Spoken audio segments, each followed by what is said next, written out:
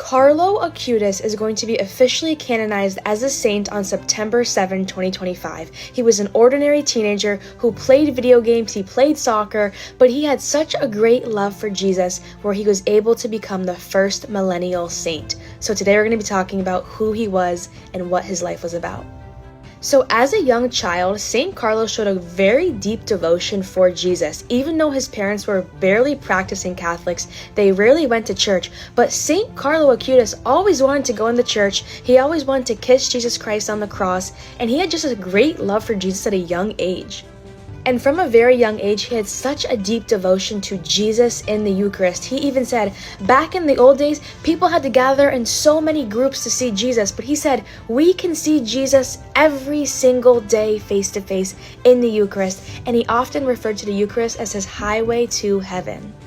He went to daily Mass as much as possible. He had a huge devotion to the Blessed Virgin Mary and prayed his rosary daily. He constantly defended classmates who were bullied, he always sat with those that were alone, and he always just uplifted everyone around him.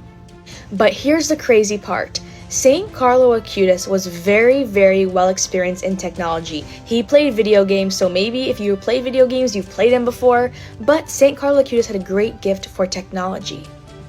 St. Carlo Acutis made a Eucharistic website where he was able to document so many of these unexplainable miracles that happened in the Eucharist, and he documented what these miracles were about. He showed pictures, he put where they are from, and now these miracles are posted on this website worldwide for the world to see how powerful the Eucharist is and that it's truly Jesus Christ.